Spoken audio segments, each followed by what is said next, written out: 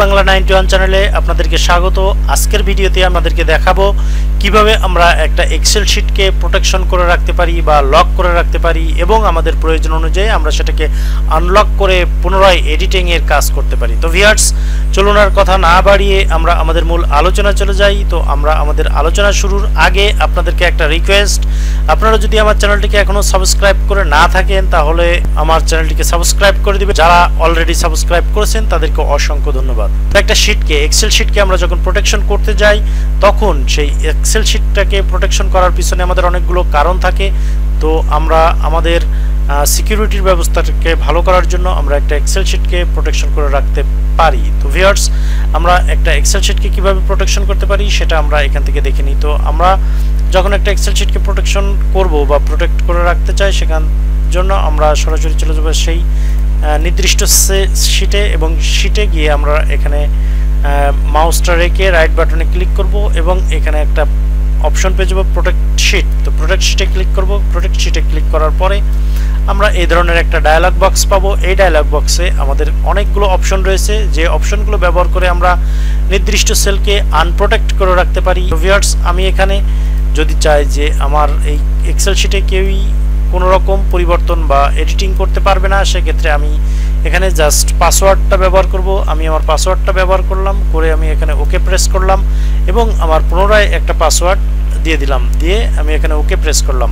তো ভিউয়ার্স, এখন আপনারা দেখছেন আমার এই এক্সেল শীটটা প্রোটেকশন করা হয়ে গিয়েছে, অর্থাৎ এই এক্সেল শীটের কোথাও কোনো ধরনের এডিটিং বা লেখালেখির কাজ করা যাবে না। জাস্ট আমি যদি কোনো জায়গাতে ক্লিক করতে চাই বা এডিট করতে চাই এখান থেকে আমাকে এরর মেসেজ দেখাবে। তো এইভাবে আপনারা একটা এক্সেল শীটকে প্রোটেকশন করে রাখতে পারেন বা লক করে রাখতে পারেন। তো ভিউয়ার্স, আমি যদি চাই এই এক্সেল শীটটাকে বিভিন্নভাবে এডিটিং করার জন্য পারমিশন দিব, অর্থাৎ আমি যদি চাই এখানে নির্দিষ্ট কলাম বা রকে পারমিশন দিব, তারা ইনসার্ট করতে পারবে এবং ডিলিট করতে পারবে এবং অথবা কোনো জায়গাতে কোনো কিছু লিখতে পারবে, এই ধরনের পারমিশনও কিন্তু আমরা একইভাবে একটা এক্সেল শীটে এডিটরকে দিতে পারি।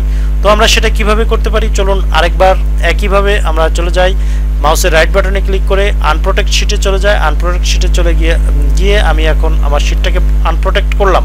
তো ভিউয়ার্স, আপনারা এখন দেখছেন যে এখানে চাইলে আমি যে কোনো কিছু লিখতে পারি বা এডিট করতে পারি। তো আমি এখানে আপনাদেরকে দেখাবো কিভাবে আমরা একটা নির্দিষ্ট সেল বা কলামকে আনপ্রোটেক্ট করে রাখতে পারি, যেখানে এডিটর যে কোনো কিছু লিখতে বা এডিট করতে পারবে।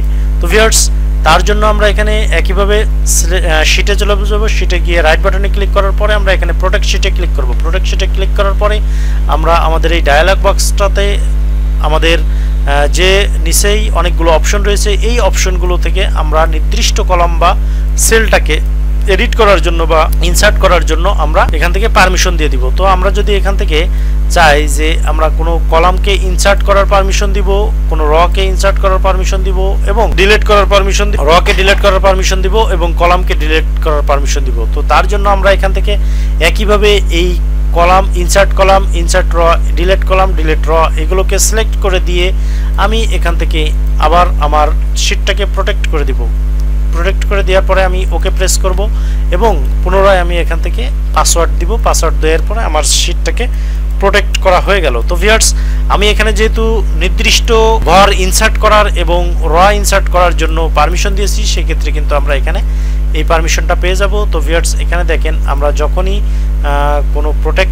কোনো শীটটা ইনসার্ট করতে, কলাম ইনসার্ট করতে চাই, সেক্ষেত্রে কিন্তু আমরা এখানে ইনসার্ট অপশনটা পেয়ে যাচ্ছি এবং ডিলিট অপশনটা পেয়ে যাচ্ছি। তো ভিউয়ার্স, আমি এখানে ইনসার্ট করলাম, চাইলে আমরা যত কলাম এখানে ইচ্ছা ইনসার্ট করতে পারি। তো একইভাবে আমরা চাইলে রও ইনসার্ট করতে পারি। এখান থেকে আমরা যতগুলো র ইনসার্ট করতে চাই আমরা কিন্তু এখান থেকে র ইনসার্ট করতে পারি। তো এইভাবে আপনারা আপনাদের যে এক্সেল শীট রয়েছে বা প্রোটেকশন করার জন্য যে শীটটা রয়েছে সেই শীটটাতে নির্দিষ্ট কোনো সেল বা কলামকে আপনারা আনপ্রোটেক্ট করে রাখতে পারেন। একই পদ্ধতিতে আমি এতক্ষণ আপনাদেরকে দেখালাম সবথেকে সহজ একটা পদ্ধতি, যেখান থেকে আমরা খুব সহজেই একটা শীটকে প্রোটেক্ট করে রাখতে পারি বা আনপ্রোটেক্ট করতে পারি। তো আমরা যদি এই শীটটাকে আবার আনপ্রোটেক্ট করতে চাই সেক্ষেত্রে আমরা একইভাবে আমরা রাইট বাটনে ক্লিক করে আনপ্রোটেক্ট শীটে ক্লিক করব এবং এখানে আমাদের পাসওয়ার্ডটা দিয়ে ওকে প্রেস করব। এখন ভিউয়ার্স দেখেন আমাদের এই শীটটা কিন্তু আনপ্রোটেক্ট হয়ে গিয়েছে। তো এইভাবে আপনারা একটা শীটকে লক করতে পারেন এবং আনলক করতে পারেন। তো আমরা এই পদ্ধতিটা ছাড়াও আরও কীভাবে একটা শীটকে প্রোটেক্ট করতে পারি বা আনপ্রোটেক্ট করতে পারি সেটা আমরা দেখে নিব।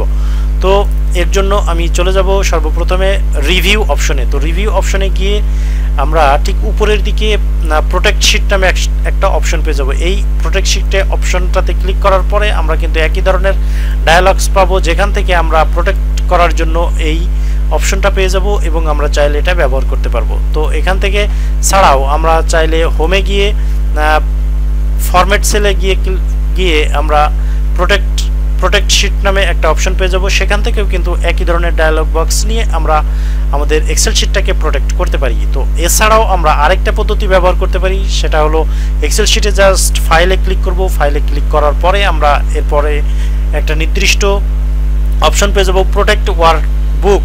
তো প্রোটেক্ট ওয়ার্কবুকে ক্লিক করার পরে আমরা এখান থেকে প্রোটেক্ট কারেন্ট শীট, তো প্রোটেক্ট কারেন্ট শীটে ব্যবহার করলে একইভাবে আমরা একই ধরনের একটা ডায়ালগ বক্স পেয়ে যাব, যেখান থেকে আমরা আমাদের শীটটাকে প্রোটেক্ট করতে পারি এবং আনপ্রোটেক্ট করতে পারি। তো এই ছিল আজকের ভিডিও। আশা করি ভিডিওটা আপনাদের কাছে ভালো লেগেছে। ভিডিওটা যদি ভালো লেগে থাকে তাহলে অবশ্যই আমার চ্যানেলটিকে সাবস্ক্রাইব করবেন। দেখা হবে অন্য কোনো দিন নতুন কোনো ভিডিও নিয়ে। ততক্ষণ ভালো থাকেন।